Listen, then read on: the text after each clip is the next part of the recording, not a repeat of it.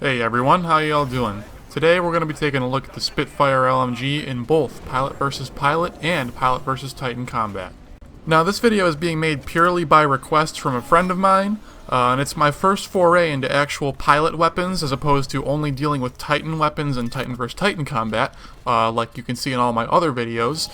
So let me know in the comment section below if you find this video helpful, if this is something of a style that you would like to see more of from me.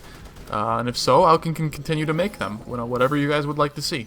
So without any further ado, let's get started with the weapon stats. With this weapon, you're going to be dealing a maximum of 70 damage and a minimum of 45 damage, not taking into account headshots, so that's a 3 to 5 shot to kill. Your drop-off starts at 19.505 meters, and your drop-off ends at 38.1 meters.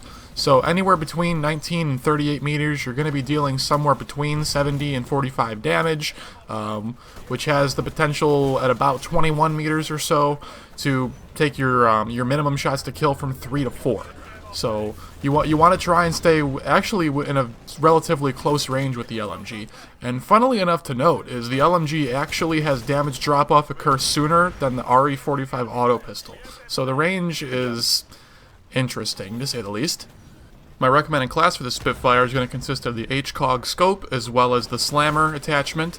We're going to be going with stim just because we want to be able to move as fast as possible, and a lot of times stim will let you tank one extra bullet since your health regenerates immediately upon activating it. So say for example somebody targets you with a smart pistol, you'll actually regenerate just enough health in between bullets of the smart pistol to actually be able to live through a 4th locked-on shot as opposed to only 3.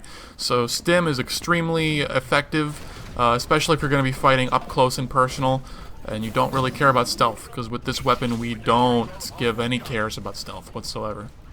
For our Ordnance, we're going to be taking satchel charges. They're overpowered, they do way too much damage, they have a gigantic blast radius, they're better than frags in 99% of applications. There's no reason not to use them, so satchels it is.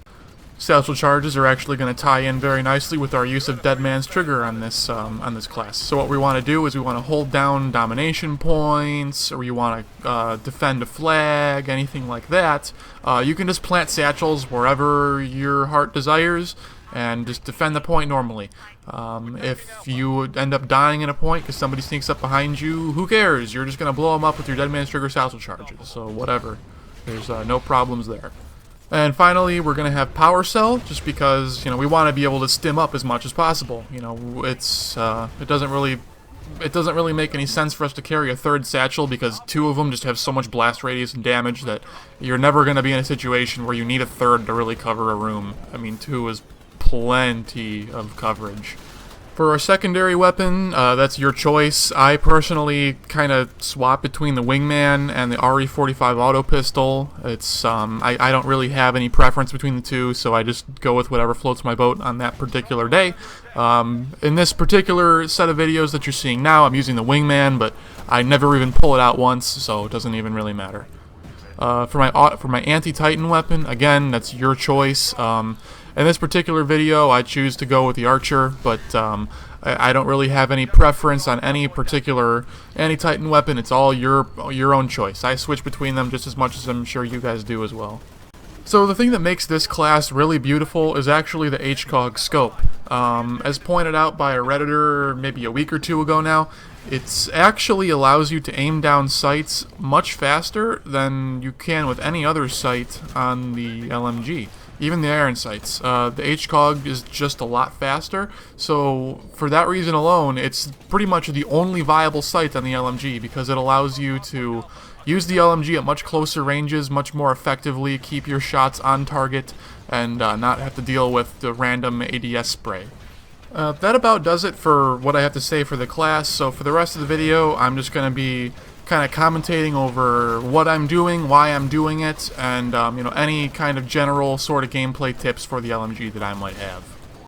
So the biggest thing that you really don't want to do with the LMG is burst fire. You never want to fire in bursts, try and control your shots or conserve ammo. The very nature of the LMG is that when you start firing it, it kicks a lot, but the longer you hold the trigger down, it actually starts to kick less and less and less, and it gets easier to hold your sights on target. So you see, just like in that clip right there, even though I don't see the guy poking out, I just continue suppressing fire down. So if he pokes out, he's going to take bullets, and I'm just generally able to keep my sights where I want them. They don't keep bouncing all over the place, and I just end up missing like crazy. So in this next clip, we're going to be heading over to corporate. My general mindset is that I want to try and stay as mobile as possible. So, I don't want to stick around in one place. I don't want to go slow. I just want to keep moving, try and find enemies, and just kill them as fast as possible. So you see here, I find an entire group of grunts. I hear an enemy shooting at me, but I don't know which one of those bodies is the actual pilot. So I decide, let's just shoot everything, and eventually I find the pilot and get him. So it's a double kill there. A guy actually trying a pretty smart jump kick. Just didn't end up working out for him. If I was a little bit slower, he would have got me. So here, I just continue running around. I see that guy on the wall up there, so I shoot him down. And I hear a couple of guys fighting up on top of the platform there. I see him on my mini-map, so I go to challenge him, but I get shotgunned. Not a whole lot else I could do. I was poor choice of engagement. I shouldn't have just run up the steps like that. It was too obvious. But that's okay. So we respawn. We're just going to keep running around corporate and try and find something to shoot. So again, just stay mobile, keep running on walls, keep bouncing around, just make yourself a hard target to hit, and boom, just like that, I'm able to kill Mr. Midget there, no problem. I take a couple of shots, so I immediately stim up, so I start healing, and I'm able to get the heck out of dodge as fast as possible. Take some bullets behind me, so I see where they're coming from, just throw a satchel that way.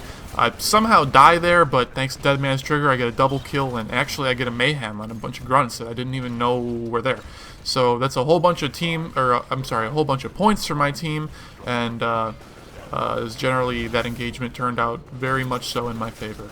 So this guy, I saw him on my mini-map shooting on the other side of the wall, so I just come over and challenge him, and he didn't even get a shot off on me.